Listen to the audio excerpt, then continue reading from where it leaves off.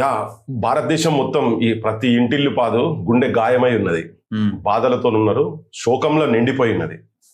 ఇది జరగాలి, పాకిస్తాన్ కు బుద్ధి చెప్పాలి. ఈ టెర్రరిస్టులకు ఆశ్రయం ఇస్తున్నటువంటి ఒక టెర్రరిస్ట్ స్టేట్ అది.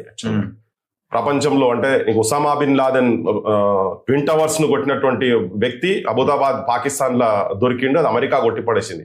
కానీ అమెరికా కూడా ఎక్కడో లోపాయికారు వీళ్ళ మధ్యలో అండర్స్టాండింగ్ ఉంటుంది చేయబట్టి ఇంతకాలం అది నడుచుకుంటూ వస్తున్నది. కానీ భారతదేశం ఇప్పుడు ప్రతి ఒక్కరు ప్రతి ఇంటిల్లి పాదు పాకిస్తాన్ కు బుద్ధి చెప్పాలి.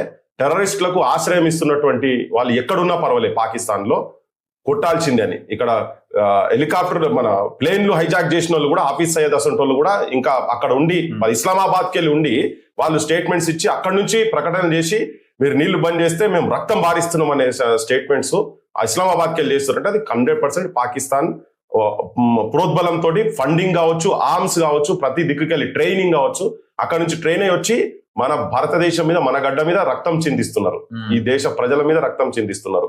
ఇక్కడ ఉన్నటువంటి వాళ్ళు కూడా enemy within our nation కూడా ఎవరెవరున్నారో వాళ్ళందరినీ కూడా ఐడెంటిఫై చేసుకొని this is the time, now or never కాదు, ఇట్ షుడ్ బి నౌ. ఇప్పుడు జరగాల్సిందే. ఇంకా ఎక్కడో దగ్గర ఇది కావాలా, నీళ్ళకి నీళ్లు, దూద్ కా దూద్, పానీ కా పానీ జరగాల్సిందే. ఎకనామికల్ గా చాలా వీళ్ళు వాటర్ ని ఇవన్నీ మొత్తం స్టాప్ చేసి మన కేంద్ర ప్రభుత్వం నిర్ణయాలు తీసుకుంటుందో అది మొత్తం హర్షించదగ్గ సంబంధించిందే. పక్క ఎక్కడ ఎవరున్నా ఏదున్నా గానీ గరమే గుస్కే మారనా అంటారు కదా, గరమే గుస్కే మారనా. అవసరం అనుకుంటే పిఓకేను కూడా పరిస్థితులు కనుక అనుకూలిస్తే పిఓకేను కూడా టేక్ బ్యాక్ చేసుకోవాల్సిన అవసరం ఉన్నది. మళ్ళొక్కసారి టెర్రరిస్టులు కాదు, పాకిస్తాన్ కు వణుకు